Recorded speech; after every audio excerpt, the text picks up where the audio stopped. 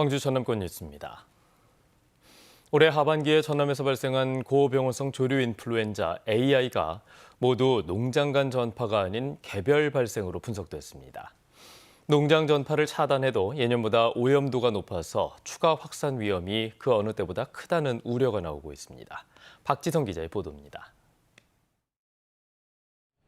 고병원성 AI가 발생한 나주의 한 유경오리 농장입니다. 같은 날 인근의 산란닭 농장은 물론 지난달 21일에도 주변 유경오리 농장에서 AI가 발생했습니다. 사육 밀집 지역이라 농장 간 전파 우려가 있었지만 모두 계열사가 다르고 서로 접촉은 없어 개별 발생으로 확인됐습니다. 앞서 나온 고흥과 장흥의 AI를 포함해 전남의 5건 모두 같은 상황입니다.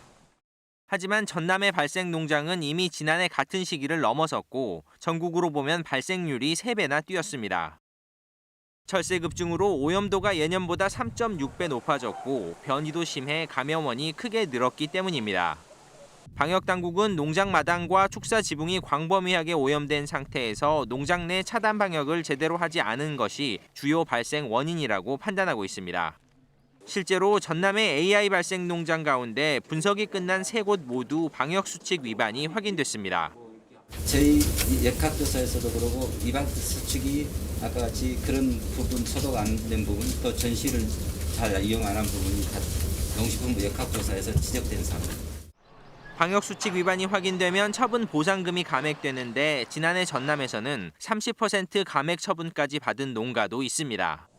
전남도는 앞으로 2달 동안 AI 위험도가 가장 높을 것으로 보고 검사 확대와 일제 점검 등 강화 방역에 들어가기로 했습니다. KBS 뉴스 박지성입니다. 올해 전남 지역의 공공비축미 매입 계획량이 벼 기준 26만 8천 톤으로 전국의 23.5%를 차지해 전국 대비 전남 벼 생산량인 19.7%를 웃도는 것으로 집계됐습니다. 전라남도는 현재 공공비축 매입이 55.5% 진행됐고 등급 비율은 특등이 39.6%로 전국 평균보다 5.8%포인트가 높아서 고품질 벼가 생산된 것으로 분석했습니다. 이와 관련해 김영록 전남지사는 나주의 매입 현장을 찾아 농업인을 격려하고 전남의 고품질 벼 품종 새 청무의 홍보 강화를 당부했습니다. 영광 한비 4호기의 재가동 여부에 대한 결정이 미뤄졌습니다. 원자력안전위원회는 어제 열린 임계전 정기검사 결과 보고에서 한비 4호기 공급에 대한 보수 방법이 적절한지를 다음 원안위에서 보고받기로 했다고 밝혔습니다. 이에 앞서 영광 지역 주민들은 원자력안전위원회 앞에서 당국의 일방적인 원전 재가동 추진에 반발하는 시위에 나섰습니다. 화물연대 파업이 오늘로 8일째입니다. 요구사항인 안전운임제를 놓고 정부와 여전히 평행선을 달리는 가운데 아파트 공사가 멈춰서는 등 그 여파는 점점 커지고 있습니다. 손준수 기자입니다. 광주의 한 레미콘 업체입니다. 레미콘 차량이 공장 주차장에 모두 멈춰서 있습니다. 레미콘 원료인 시멘트를 하루 500톤씩 비축하는데 그 양이 10분의 1로 줄면서 공장 가동이 중단 직전입니다. 이미 지금 출하가 안 되는 공장도 있고요. 못 받죠 이제. 더 이상은 나갈 수가 없기 때문에. 피해는 공사 현장으로 이어지고 있습니다. 2,200여 세대 규모의 아파트를 짓는 광주의 한 건설 현장은 콘크리트 타설 작업을 중단했습니다. 제조업도 어려움이 쌓이고 있습니다. 기아차 광주 공장은 물류 대란을 대비해 확보한 차량 적치 공간이 절반도 남지 않았고 광양항의 컨테이너 반출은 파업 전 하루 4,200개에서 20개로 곤두박질쳤습니다. 업무 개시 명령을 발동한 정부는 화물차 운전사들에게 명령서를 송달하기 시작했습니다. 광주 전남에서는 시멘트 관련 운수사업장 10곳이 대상입니다. 다음 날 24시까지 운송 업무에 복귀하지 않으면 형사처벌 대상이 될 수 있는데 화물연대는 복귀를 거부했습니다. 명령을 철회하고 협상에 나서라는 게 화물연대 측 요구입니다. 정부가 이 파업을 종료시키기 위해서는 빠르게 화물연대에서 요구하는 안전운임제 연장안과 그리고 품목 확대를 해야 된다고 생각합니다. 광주와 전남 지역 노동계와 시민사회단체도 정부의 반헌법적 업무 개시 명령이 상황을 파국으로 몰고 간다며 정부의 대화를 촉구했습니다. 여드렛째를 맞이한 화물연대 파업. 물류 대란이 현실화된 가운데 정부와 화물연대는 여전히 입장 차이를 좁히지 못하고 있습니다. KBS 뉴스 손준수입니다. 한편 화물연대 파업으로 도로를 점거하고 있는 차량들에 대해 광주 지역 자치구들이 주차 단속에 나섰습니다. 광주 서구는 어제 새벽 기아차 광주 공장 주변에 불법 주차 단속을 벌여서 위반 차량 16건을 적발하고 과태료를 부과했다고 밝혔습니다. 이에 앞서 광주 북구도 화물연대 파업 초기인 지난달 25일 광주 양산동 주변 공장단지 등에서 불법 주차 25건을 적발했습니다. 이상익 한평군수가 광주 편입을 조건으로 광주 군공항을 이전하자는 주장에 대해 시기상조라는 입장을 밝혔습니다. 한평군에 따르면 이 군수는 최근 한 언론소와의 통화에서 광주로 편입될 경우 농업의 혜택이 사라질 것이라며 다른 지자체의 의견도 들어봐야 한다고 말했습니다.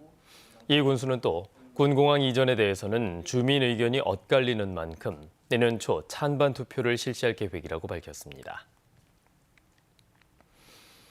고흥군이 도양읍에 추진 중인 해수탕 건립 공사가 2년째 중단돼 있습니다. 고흥군은 새 업체를 선정해서 공사를 재개한다는 방침인데요. 정작 해수탕이 문을 열어도 걱정이라고 합니다. 어떤 상황인지 김호 기자가 취재했습니다.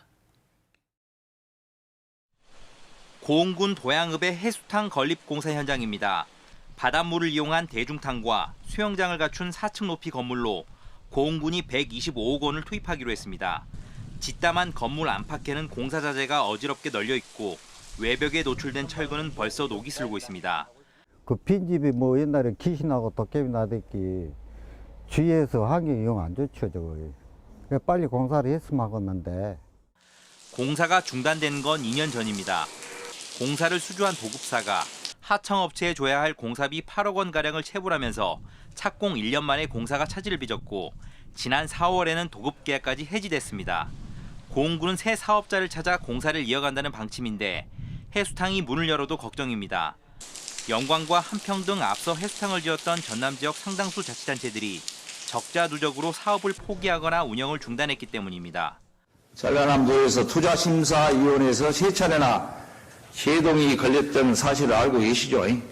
매년 우리 고흥군에 큰 적자를 보면서 운영될 것인데, 이제 운영될 것이 자명한 사실인데.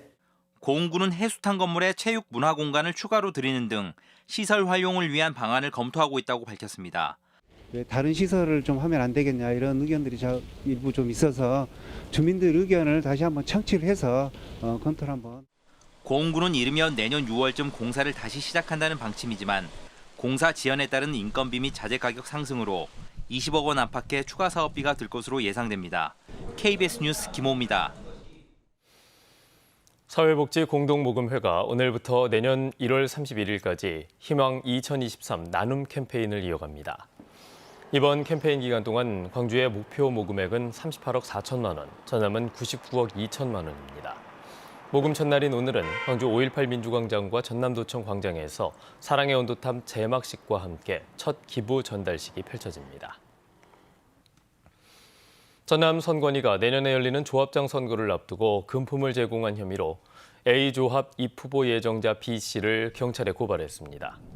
B씨는 지난달 24일 조합원의 집을 방문해 선거 지지를 부탁하며 현금 100만 원을 제공하고 이에 앞서 9월 초에는 조합원 등 200여 명에게 650만 원 상당의 추석 명절 선물을 전달한 혐의를 받고 있습니다. 전남 선관위는 쌀과 배를 제공한 혐의로 현직 조합장과 입후보 예정자를 검찰에 고발한 데 이어 이번이 세 번째 고발이라면서 금품 선거 발생 시 무관용 원칙을 적용할 방침이라고 밝혔습니다. 검은도 생태 휴식제가 갯바위 오염을 줄여주는 생태계를 회복시키는 효과가 있는 것으로 나타났습니다. 국립공원공단은 1년 동안 검은도 서도 15km 해안에 대한 출입을 통제하고 휴식제를 시행한 결과 갯바위 생태계 개선과 해양생물 다양성 향상이 확인됐다고 밝혔습니다. 공단 측은 생태 휴식제를 검은도 전역으로 확대하기로 하고 주민들과 함께 오염원 제거 등 정화 활동도 강화하기로 했습니다.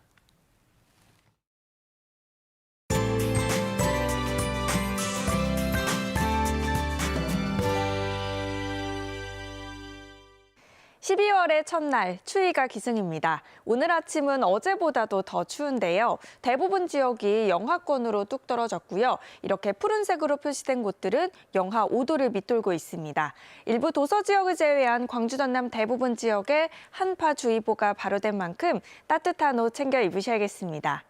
전남 서해안 지역은 어제부터 곳곳에서 눈비가 내리고 있습니다. 오늘도 아침까지 잠시 날리다가 오늘 밤부터 내일 새벽 사이에 다시 내리겠는데요. 양은 1에서 3cm, 비로 내린다면 5mm 미만으로 많지는 않겠습니다. 다음은 자세한 지역별 날씨입니다. 오늘 구름 가끔 많겠고요. 아침 기온은 어제보다 1에서 3도가량 더 낮게 시작하고 있습니다. 장성과 담양 영하 2도 가리키고 있습니다.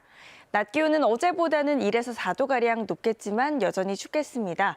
여수 6도, 보성 4도가 예상됩니다. 목포의 한낮 기온 4도, 강진과 해남 5도에 머물겠고요. 신안을 비롯한 도서 지역은 4도에서 6도가 예상됩니다.